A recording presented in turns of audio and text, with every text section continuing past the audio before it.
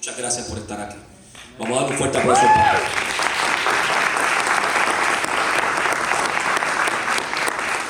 Second, to go to your question, I think we always want to answer that question saying, let's pray and look for God guidance. I think that's an understatement. That's always going to be there.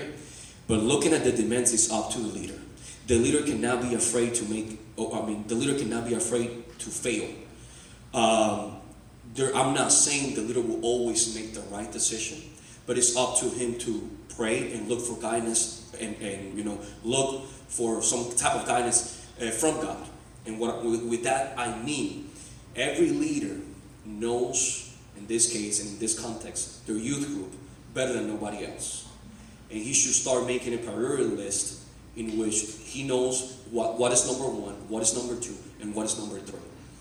I believe that a sanctified and spiritual leader, a leader that is committed not only to God but to his youth group, will make the decision when it comes to the men that is the proper and the correct one at that time. And last thing, of course, I know the panel, I would love the panel to answer the second question before me. When we look at the demands, like I said, they're not necessarily things that we want to change or we want to implement, but things that we need. And the context that I was explaining, even those examples that I gave, are very general. I only have 15 minutes, and we could go on and on and on talking about demands and wants and needs. But they're very general, and they go looking at the majority, and I'm the youth director, and looking at the majority of some of our youth groups in here, those demands that I show, the majority of those not necessarily are applied at the moment or being implemented at the moment in the local churches, and they're instrumental. They're church growth initiatives, if you may call them. So those things are things that we should start looking at. And basically, what I was trying to do is trying to promote a different mentality or way of looking at things. Instead of just looking at the service or youth service that we have weekly or monthly, look at what you're doing outside of the four walls of the church. And I think that demand is higher outside than inside. Even though I understand that you have to be fully prepared inside before going outside. I feel like I don't want to make a mistake and fail to your knowledge, pastors. I know you know exactly what I mean, but I want to be clear as much as I can. So make a priority list and then go from 1, 2, and 3, 1, 2, and 3rd, knowing your youth group, and moving forward, how you can reach people and at the same time help out those that are inside, finding a role of responsibility so they still feel that they belong in a place. Ethics. Hablaste de ética, ¿no? When you speak about ethics, you're talking about only within the context of leadership. Yeah, that's what this is about, leadership. Leadership to leaders. Right. Well, when I talk about and this is not necessarily leader to leader. Mm-hmm. I'm talking about a leader per se. Okay. So when we talk about ethics, we're talking about boundaries. So there are certain things that as a leader I cannot do or shouldn't do. So I think it's important that as this group, as young leaders, it is, I think, from an older generation, and understanding the challenges that this generation now is experiencing, it's great to talk about worship. It's great to talk because they are important. But I need to know what I need to guide myself by. Yes, prayer is good. Yes, fasting is good. All that is good, but there are boundaries. Meaning, I shouldn't approach, and I'm trying to explain ethics.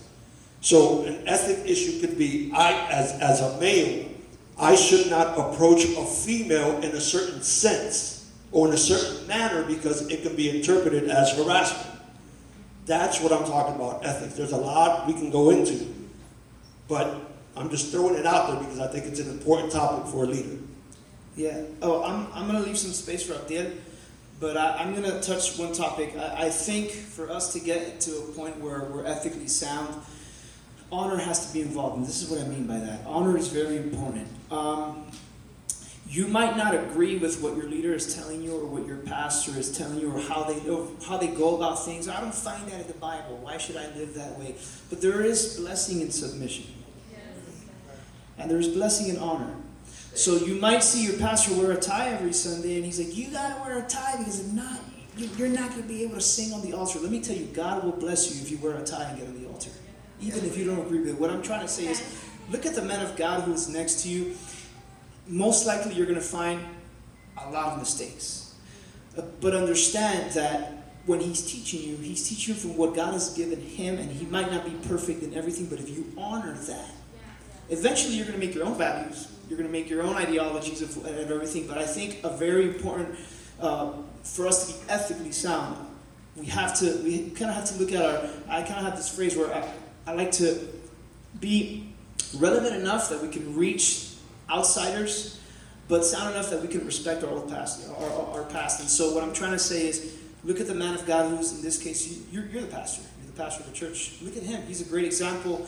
And I don't know you personally, but you seem like you're a great example. How you live. Honor how he lives and see how his family perhaps is and see how, and try to walk his steps. I think that is a good way to kind of become ethically sound.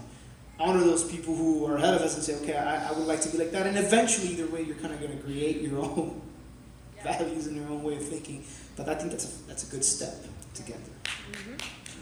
Rapidito, cuando hablamos de la palabra ética, viene del griego ethos, que significa la costumbre o el hábito de hacer algo continuamente, y en este caso, pues hacer lo correcto en nuestro liderazgo.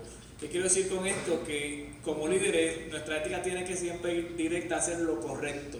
Puede que lo correcto no nos dé los mejores resultados que esperamos o no nos dé lo que nosotros queremos obtener, que llegue mucha gente o que tengamos X o Y cosas, pero siempre como líderes nuestra ética tiene que ir hacia hacer lo correcto en todo tiempo, lo correcto aunque no nos estén mirando, lo correcto aunque no sea el camino más corto, porque como decía Brian, ¿verdad? Muchas veces no vamos a estar de acuerdo con nuestro pastor, no vamos a pensar como él, pero te tengo una mala noticia o buena, no sé cómo la vayas a tomar. A lo largo, cuando empieces tu ministerio, o seas pastor, o ejerzas el liderazgo que Dios ha puesto en tus manos, vas a ser una copia casi exacta de quien es tu pastor. Yo decía, a mí no me gusta mucho a veces cómo predica mi pastor, y a veces después de predicar me decía mi familia, oye, tú dices las mismas cosas que dice Claudio, tú dices la S como dice, y yo no puedo decirlo, yo no quiero parecerme a él. No, es que tú eres una copia casi exacta. Me dicen, tú eres Claudio Junior. Y quiero decir esto, que muchas veces nosotros queremos quejarnos de tantas cosas, pero tenemos que saber que también dentro de esa ética va el respeto, y va el respeto a quien, con sus defectos y sus virtudes, quien te ha encaminado a que tú seas quien eres hoy, aparte de tu familia, que son tus líderes espirituales. Así que ética en el ministerio o en el liderazgo, yo diría que siempre hacer lo correcto, respetar a los que están por encima de nosotros, y siempre, aunque no te estén mirando, ir por la línea del camino correcto. Dios les bendiga. Amen. Thank you guys so much. Round of applause for Brian, Angel, and Abdiel. Great topics, great questions. Thank you very much. Maybe we